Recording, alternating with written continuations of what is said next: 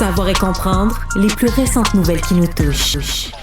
Dernier détail sur la tuerie de Tumbler Ridge. Ouais, il y a eu d'ailleurs un rassemblement dans cette petite communauté de 2500 personnes hier soir, entre autres avec le premier ministre de la Colombie-Britannique. Voici ce qu'on sait selon les derniers développements de l'enquête policière, parce que la GRC a fait le point hier. D'abord, on a identifié la personne qui est à l'origine de cette tuerie, la pire d'ailleurs de l'histoire du Canada, dans une école secondaire, la pire tuerie de l'histoire étant Polytechnique. Cette tuerie-là a fait 8 morts, 27 blessés. Il s'agit de Jesse Van Root-Seller, une personne transgenre de 18 ans qui est connue des milieux policiers pour ses problèmes de santé mentale, sexe masculin à la naissance, mais avait amorcé sa transition de genre il y a 6 ans maintenant. Elle aurait abandonné l'école il y a 4 ans maintenant. La police racontait être intervenue à plusieurs reprises à la résidence de la personne suspecte. Des armes à feu avaient déjà été saisies. Elle aurait même déjà... Et redonnées. Ouais, ça, c'est récemment redonné ou Je suis un peu perdu sur... oui. Écoute, tout le reste, là, qu'est-ce que tu veux qu'on fasse? C'est pas un problème d'une personne qui a disjoncté, mais si elle n'a pas d'arme à feu, il y a une limite au dommage qu'elle peut faire. Alors, quand tu dis que tu interviens dans une maison, problème de santé mentale sévère, majeur, t'enlèves les armes à feu, t'y redonnes. Puis là, j'ai toujours la même question. Ouais. Pourquoi? Je sais que les défenseurs des armes à feu en font un droit fondamental. Je ne partage pas ça. Moi, là, pourquoi t'as besoin de ça? Qu'est-ce qui se passe? Pourquoi, à 18 ans, là, tu peux pas te passer d'avoir chez vous, dans la maison, des armes à feu? Très bonne question. Si ça représente un risque, je sais pas. Ceux qui ont des armes pour la chasse, souvent, c'est barré. Tu sais, c'est des armoires barrées. Ouais. Fait que ça, c'est certainement une question à se poser dans ce cas-ci. Quand on a redonné les armes, là, sous quels critères, pourquoi, c'était où l'urgence? C'est le point majeur. Ça, t'as entièrement raison. La GRC, d'ailleurs, a dit avoir récupéré une arme longue et une arme de poing sur les lieux de la tuerie. Elle n'était pas enregistrée et son permis d'arme était expiré depuis 2024. Maintenant, on en sait davantage sur ses victimes. On sait 8 morts, 27 blessés. À l'école, ce sont 5 adolescents et adolescentes de 12 et 13 ans qui ont été abattus et une éducatrice de 39 ans. La personne à l'origine de cette fusillade-là a abattu aussi sa mère de 39 ans et son demi-frère de 11 ans avant de retourner l'arme contre elle à l'école. On décrit dans des articles quand même que la mère, en fait, cette famille-là, le père, on les tenait loin, la mère semblait tenir les enfants loin du père. Mais c'était des nomades. Là. Écoute, ils étaient dans le nord, à 13 heures au nord de Vancouver, mais pendant longtemps, le rêve, c'était de vivre à Terre-Neuve, assez loin, merci. Et donc, ils sont déplacés. On décrit quasiment nomades, là, tellement il y a eu des déménagements, des changements de lieu. Enfin, épouvantable histoire. Je mentionne aussi que les drapeaux seront en berne pour une semaine au Canada à la suite de cette tuerie-là. Il y a eu un vote hier au Congrès américain sur les tarifs, parce que ça nous ramène au jugement de la Cour suprême qu'on attend, puis qu'on attend, puis qu'on attend, pour savoir est-ce que le président a le pouvoir d'imposer des tarifs, parce que normalement, ce serait la Chambre.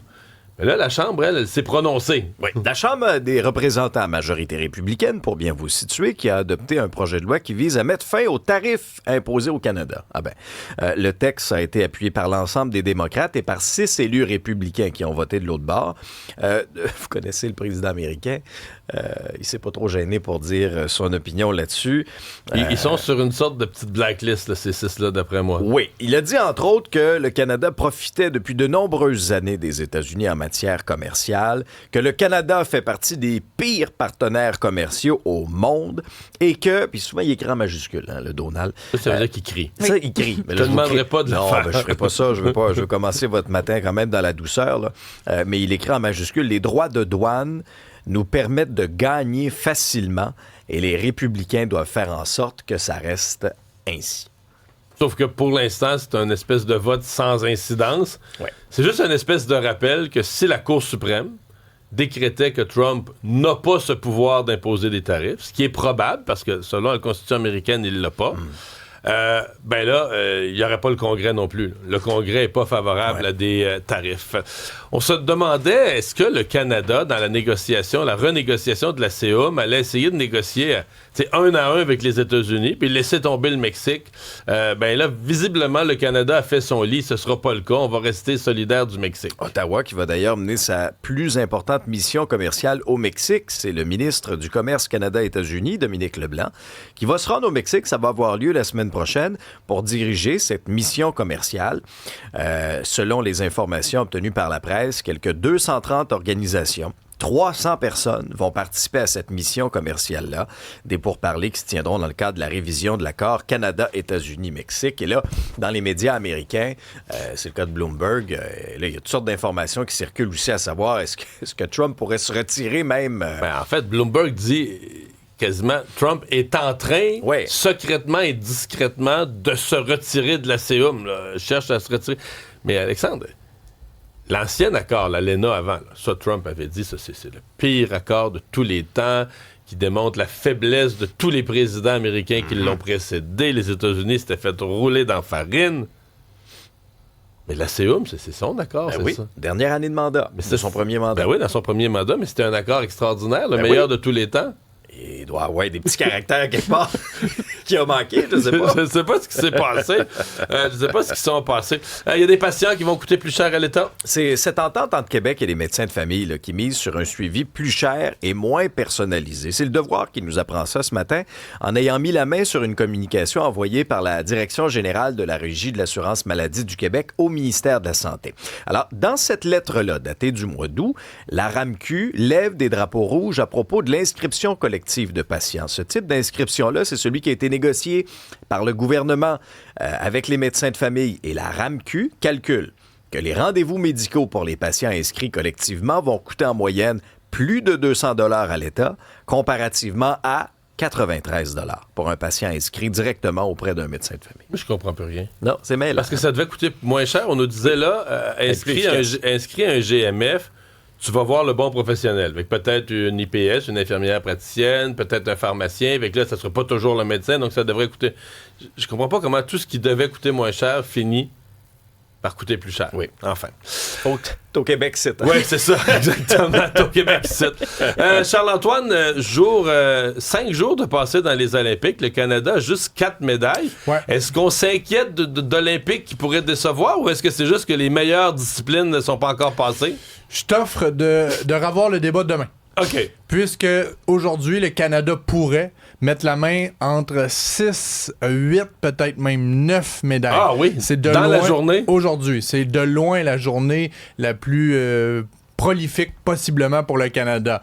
En ski de boss, ça débute dans les prochaines minutes. Michael Kingsbury et Julien Viel. Son deuxième et troisième après la qualification. Exactement. Il y a 20 skieurs. Première descente, le top 8 accède à la deuxième descente. On remet les compteurs à zéro et c'est de ce top 8-là, selon le score de la deuxième descente, qu'on va déterminer les médailles. Et Kingsbury a fini troisième, mais il a comme clairement laissé entendre que le Japonais qui a fini premier en avait trop mis pour des qualifs. Là. Et Kuma, c'est son meilleur ami, c'est son plus grand rival. Faudra voir comment... Michael Kingsbury n'est pas champion en titre olympique. Faut garder ça en tête. Il avait terminé deuxième il y a 4 ans. Et là, c'est la première de 2 compétitions. Pour la première fois, il y a mais moi, il me fait capoter. C'est-à-dire que j'ai le souvenir... C'était un gamin, là. Tu sais, c'était un kid, c'était un petit bonhomme. La première fois qu'il vieillit, Mario. Ouais, non, mais maintenant, il retourne, c'est un père de famille, tout ça. C'est comme, c'est le même gars, mais c'est pas le même.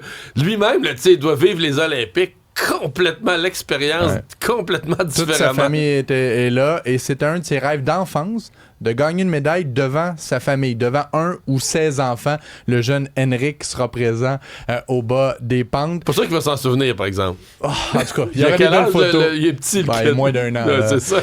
Un de ses meilleurs amis dans la délégation canadienne, Elliott Grondin, lui pourrait évidemment gagner une médaille d'or. C'est le champion du monde en snowboard cross. Michael Kingsbury va tenter d'aller voir la descente d'Elliott Grondin après sa propre prestation. J'imagine qu'il va avoir quelques obligations médiatiques. Parce que tout ça est à Livigno. Là, exactement. Elizabeth Hoskin, en snowboard, en demi-lune, possibilité. Isabelle Wideman, longue piste, 5000 mètres un peu plus tard aujourd'hui. Courtney Sarro, Kim Boutin, courte piste, 500 mètres. Les deux sont parmi les meilleurs au monde. C'est en après-midi, heure du Québec, le 500 mètres et le 1000 mètres. William Danginou, Félix Roussel. Donc, entre 5 et 8 médailles, ce serait possible. Donc, on passerait de 4 à 11, 12, 13 et là, on reviendrait parmi les meilleures nations. Ah! Et il y a du hockey aussi, hein? Oui. Alors, on s'en reparlera plus tard, mais Canada-Tchéquie et Canada-Finlande au hockey féminin. Ouais, mais là, Slavkovski, hier, il faudra qu'on reparlera de ça tantôt. Merci, Charles-Antoine. Décès d'un acteur américain, d'un jeune acteur américain. 48 ans, James Van Der Beek, celui que vous avez connu, entre autres, dans la série pour adolescents Dawson's Creek.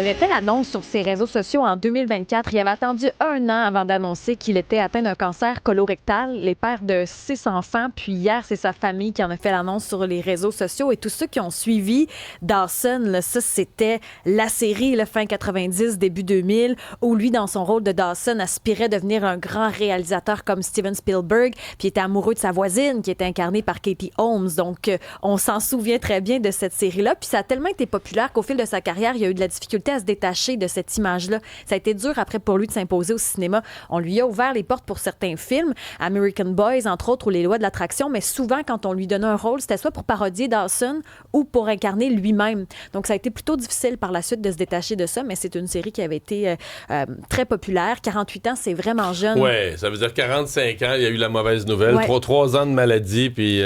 45 ans, ouais. c'est ça frappe. Ses 6 enfants derrière lui. Ouais, on imagine la détresse là, quand tu te vois partir et tu laisses tes enfants.